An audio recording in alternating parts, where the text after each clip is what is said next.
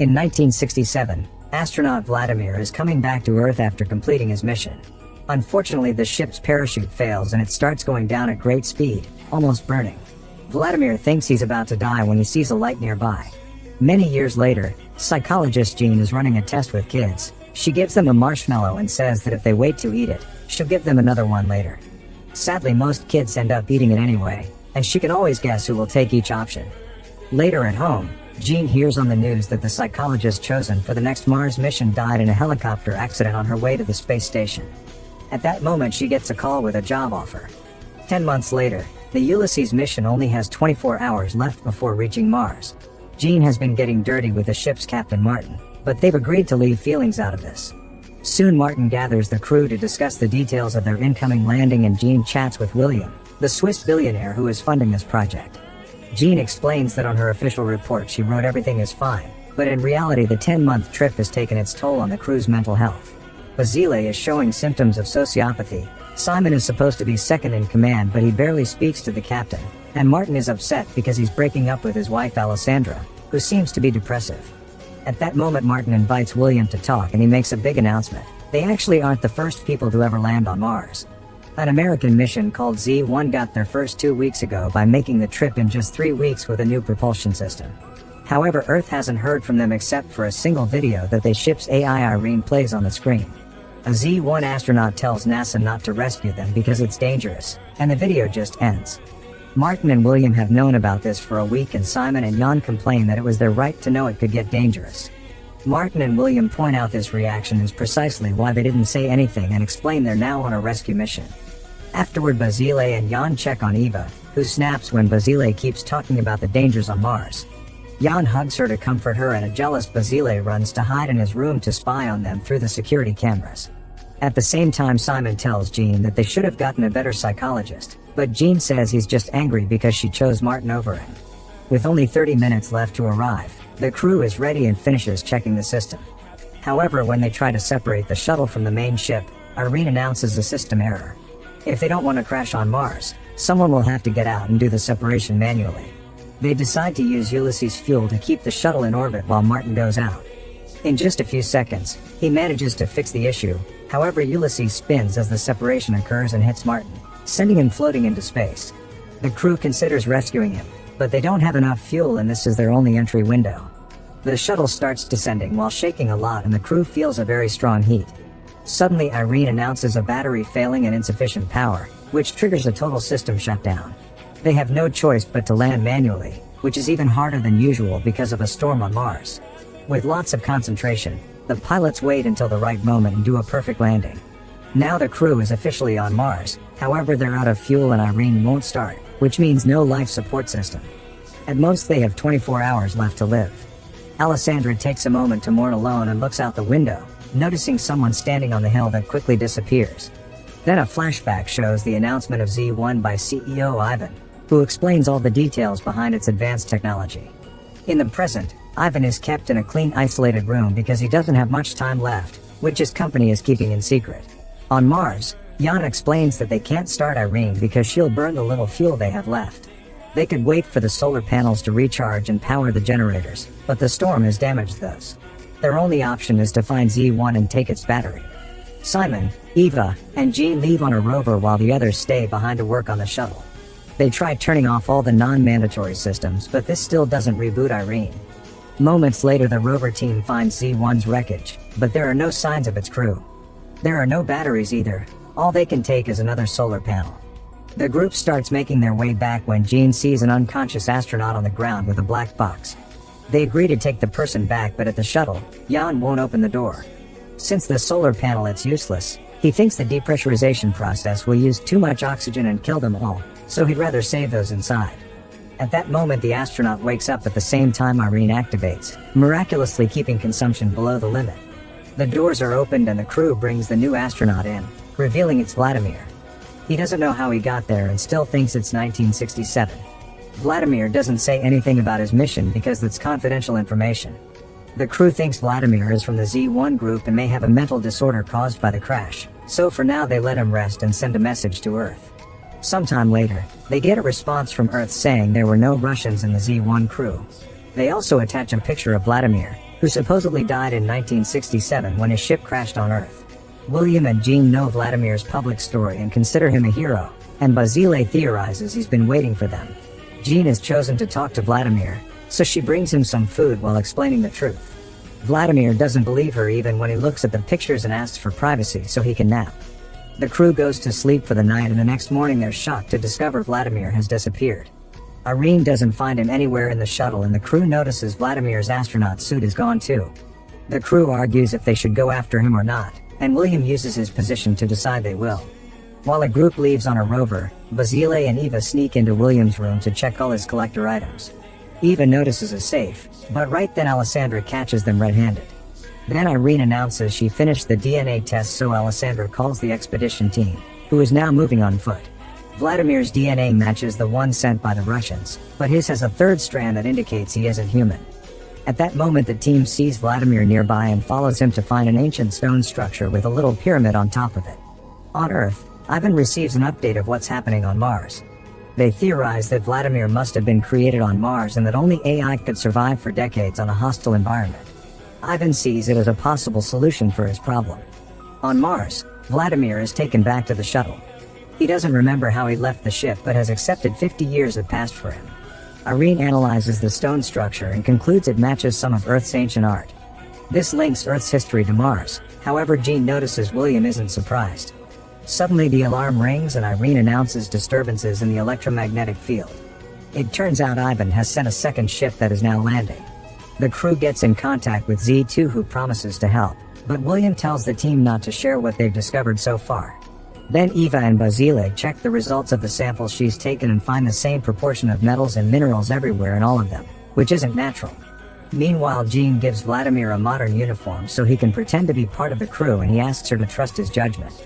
Soon the shuttle is visited by Z2's armed guards. They explain that they checked the Z1 wreckage and discovered the black box is missing, so they're tracking the signal and followed it to William's shuttle. They want it back and promise to help the crew if they cooperate. William gives them the box and the duo leaves, saying they'll come back later. Afterward, Eva explains that the stone structure is made of material that doesn't exist on Earth. However, Irene has found mentions of it in ancient stories in which they called it orichalcum, the metal of Atlantis. It's made of various metals but also of DNA, which matches the strand they found in Vladimir. The crew wants to exchange Vladimir for fuel, but Jean convinces them to let her get more information out of him. While the crew watches on the security cameras, Jean visits Vladimir and he agrees to be hypnotized. With soft words, Jean guides Vladimir through old memories and he starts describing how he had been falling on the ship. Before he can say more, the power fails and the crew loses the camera.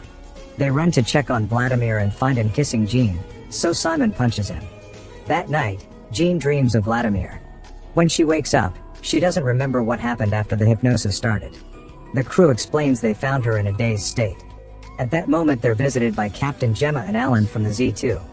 Gemma is an old friend of William's and Alan is the person who invented their propulsion system, so he may be able to fix the shuttle. A quick look indicates everything should be fixable, but Z2 will have to lend them fuel. Meanwhile, Jean starts to remember the hypnosis Vladimir used back on her. She had been sitting at her childhood home with him and he said humans didn't take good care of Earth.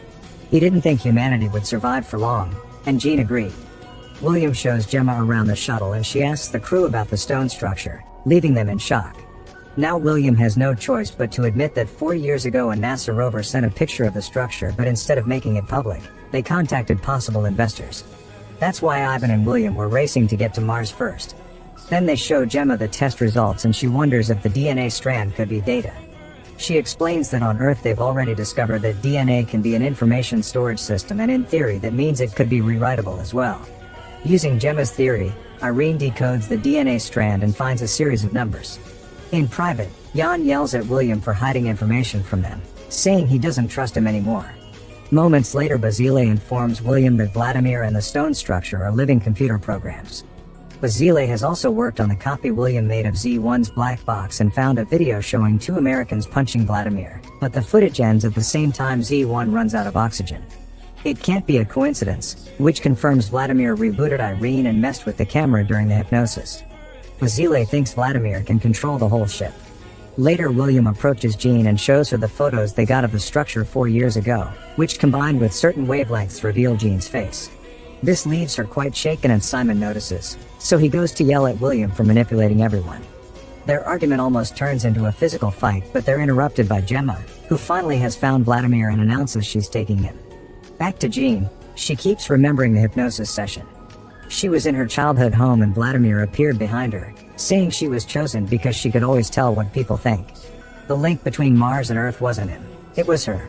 She was the reason why Vladimir was there, and he confessed he had been seeing her face for millions of years. Now she must make a decision that she already made in the past. Before the kiss, Vladimir told her to go to Thaumasia Plateau, so she suits up and leaves the shuttle. On Earth, the doctors explain to Ivan that Vladimir's brain is the organic equivalent of a computer. They're working on a way to transfer Ivan's neurons in a quantum state, but while Ivan's memories and knowledge may be transferred, his personality will not. There's also a high risk the transfer may fail and kill him, but Ivan still wants to try since he'll die soon anyway. Back on the shuttle, Simon notices Jean leaving and wants to stop her, but she tells him she must do this alone. A furious Simon runs to yell at Vladimir for having changed Jean. However, Vladimir says Jean simply found herself.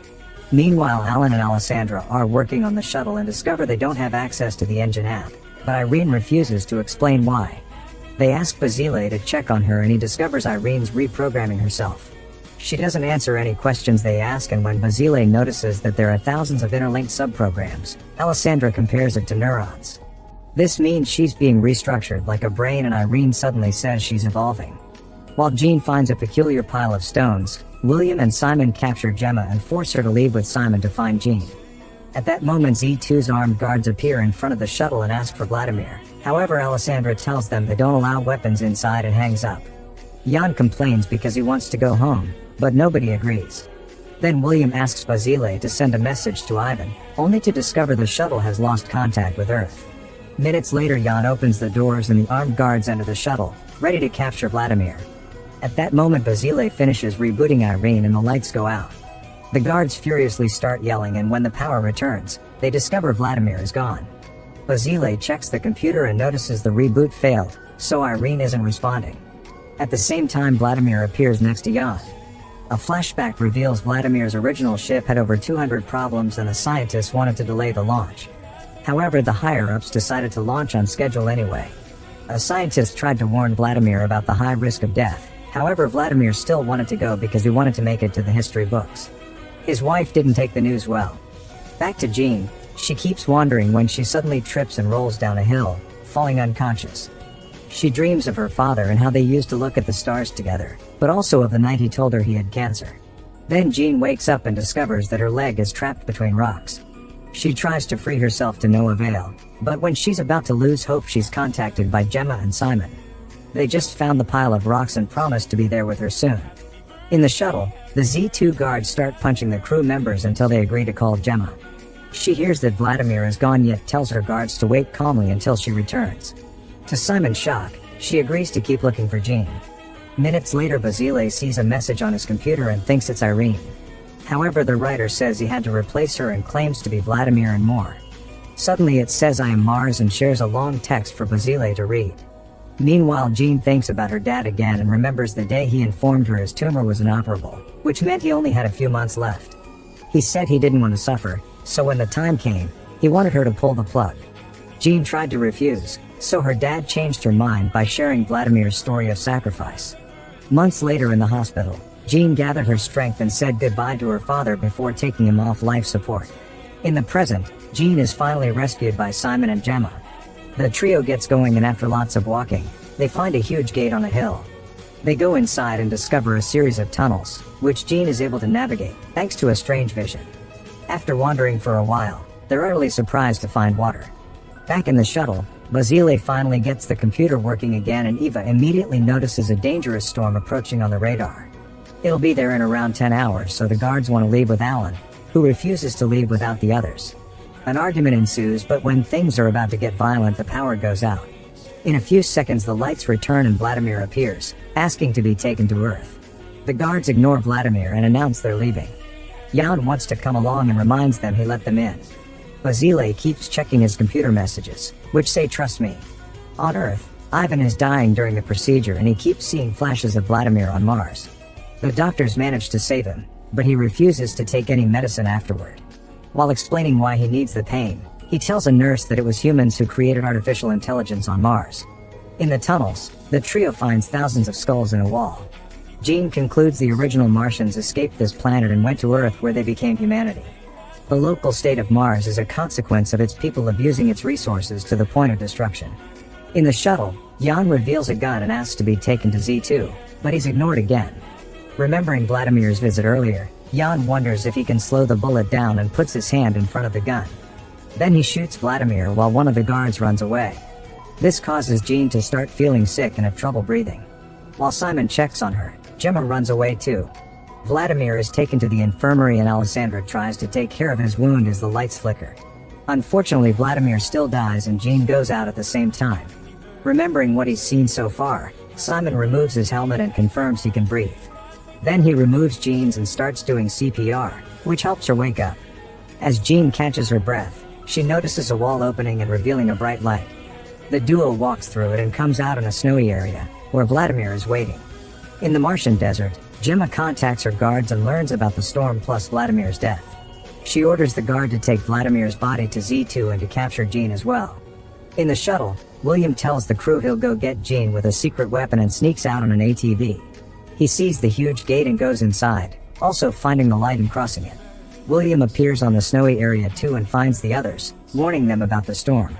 Vladimir explains everything ended here a long time ago and the group realizes this is Mars' North Pole, 1,000 miles from the ship. He was created by the original Martians, who killed each other over the eventual lack of resources. A group of survivors fly to Earth to start over and passed on the story of Mars as a legend, which Plato would call Atlantis. In the shuttle, the guard notices William is gone and looks for him. Eva uses that moment to kiss Basile and says they can do the dirty if they survive. Eventually the guard calls Gemma and explains Alan won't come along if they don't bring the rest of the crew. However, Gemma doesn't care and just calls Alan collateral damage. The storm is getting close, so Alessandra gives Alan a sedative to use on the guard. Basile distracts the guard and gets punched for it. Then Alan jumps on the guy while Basile turns off the lights. After lots of struggle, the lights come back and the crew discovers the guard has sedated Alan instead. Back to Jean, Vladimir tells her she's an accident of evolution because she's halfway between humankind and him. Her mission is to return to Earth and decide if her species deserves another chance, since they're already destroying each other again. At that moment, one of Gemma's guards shows up and shoots William in the leg before forcing Jean to follow him. Jean asks Vladimir for help and suddenly the guard starts having trouble breathing. Vladimir controls his suit until the guy is down, then the group leaves. In the shuttle, Jan sees the guard alone and tries locking him out. However, the man stops the doors and attacks Jan. A fight ensues and the guard tries choking Jan, who hits the guy against the wall to knock him out.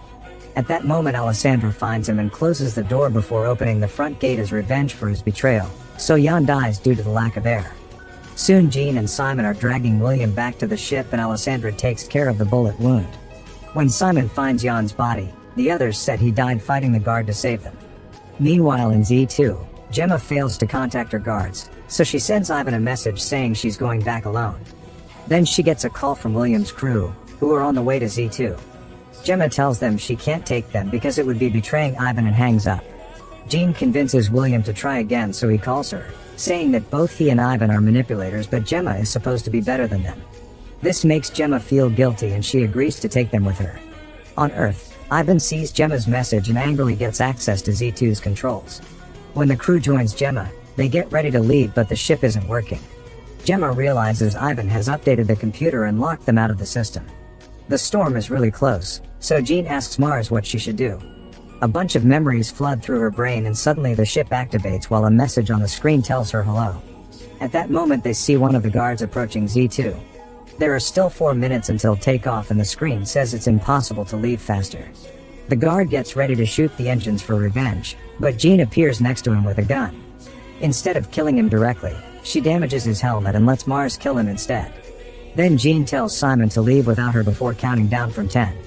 She reaches 1 as Z2 finally takes off.